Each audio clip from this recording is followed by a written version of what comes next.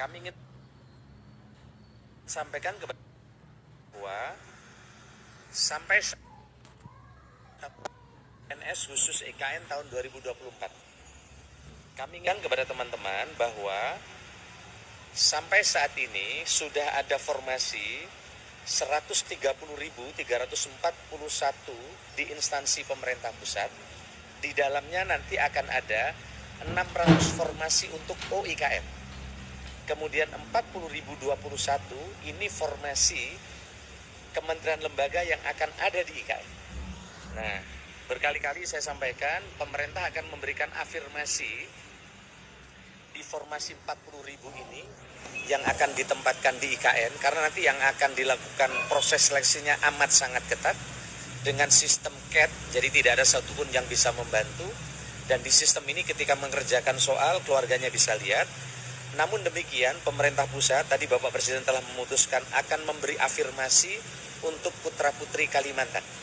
Sehingga dengan demikian, tadi telah diputuskan untuk tahap awal akan ada afirmasi 5% untuk putra-putri Kalimantan terbaik menjadi bagian dari 40.000 formasi ASN yang akan dibuka di Juli Agustus nanti. Berarti akan ada 2.000 putra-putri Kalimantan terbaik yang nanti akan diberi ruang afirmasi untuk di formasi CPNS fresh graduate di IKN.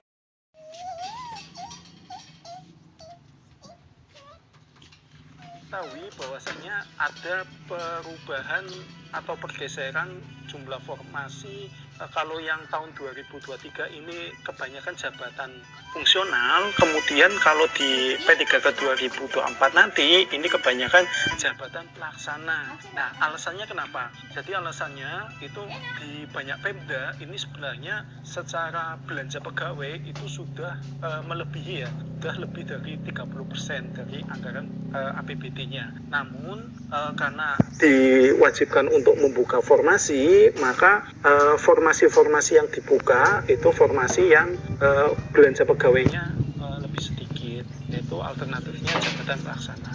Selain itu, jabatan fungsional itu kebanyakan sudah terisi di P3K 2021, 2022 dan P3K 2023 kemarin. Nah, sehingga tenaga teknis ini masih sedikit ya yang dibuka. Kemudian karena yang honorer ini juga kebanyakan jurusan ijazahnya atau kualifikasi pendidikannya itu biasanya tidak sesuai dengan jabatan yang dia honor. Misalkan ada lulusan pertanian tetapi dia masuk honorer di dinas, misalkan di dinas ngurusi kepegawaian atau ngurusin administrasi. Nah, ini tentunya kurang sesuai. Kemudian misalkan lulusan sastra, pendidikan sastra, tetapi dia honorer di pemerintah sebagai tenaga administrasi. Nah, ini tentunya tidak bisa diangkat ya. Nah, oleh karena itu, satu-satunya cara biar bisa diangkat itu menggunakan jabatan pelaksana yang kualifikasi pendidikannya SMA. Ataupun jabatan-jabatan pelaksana yang dimaksud ini kebanyakan nanti administrasi pevandoran, pengelola umum operasional, kemudian operator layanan operasional. Nah, itu nanti bisa diisi dari lulusan SMA, kemudian pengelola layanan operasional, penata layanan operasional itu bisa diisi dari S1. Dan masih banyak jabatan pelaksana lainnya, teman-teman. Ada dua skenario, teman-teman, nantinya pada seleksi P3K 2024 nanti. Ini sebelumnya disclaimer dulu ya. Ini berdasarkan hasil informasi yang saya olah sendiri, karena informasi ini belum bersifat resmi. Nah, skenario yang pertama yaitu untuk instansi yang usulannya juga sesuai dengan sisa non-ASN atau lebih besar dari sisa non-ASN-nya.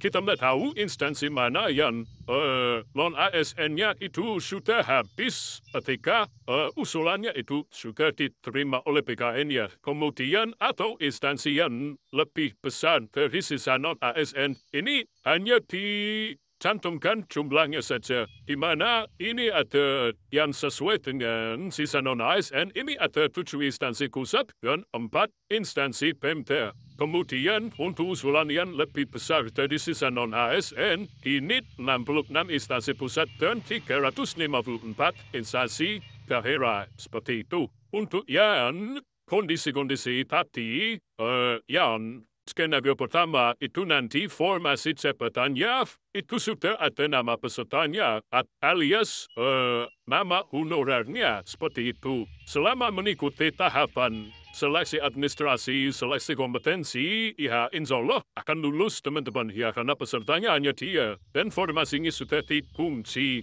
Nah, sebagai contoh misalkan, nantinya misalkan operator layanan operasional, penempatannya di pemerintah kota Surakarta, di BKPSDM, bidang MBPKA.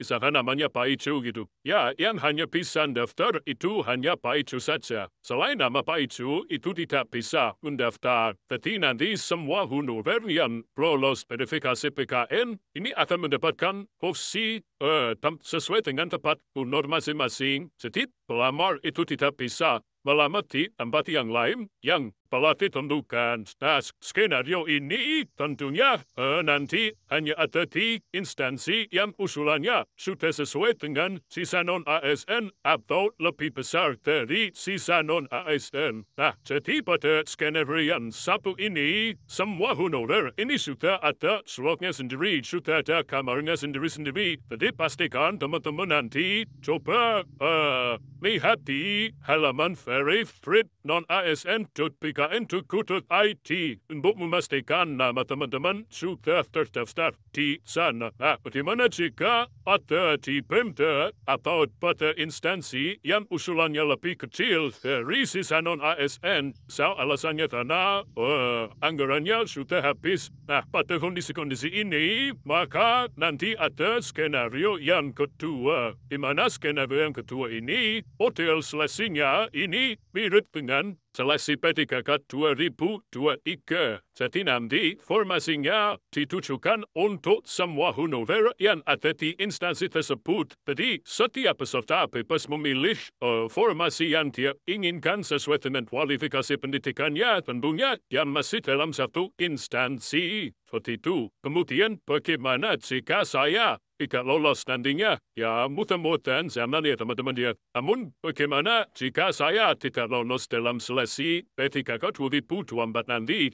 Nantinya tetap akan diselesaikan oleh pemerintah ya teman-teman ya. Namun nanti akan dipetakan. Petakannya gimana mas? Sebagian nanti akan dialihkan ke skema outsourcing. Ini ditujukan untuk driver atau pemudi, kemudian tenaga kebersihan, jaga malam, tenaga keamanan, pramusaji, pramubakti, itu nanti akan diarahkan ke outsourcing. Sementara untuk yang belum lolos, tetapi jabatan dia ada di kantor misalkan pengelola data dan informasi, urusi administrasi, itu nanti bisa diusulkan dalam P3K paruh waktu. Nah, P3K paruh waktu di sini sebenarnya hampir sama dengan tenaga non-ASN. Karena gajinya itu sama. Ya waktu kerjanya juga sama teman-teman.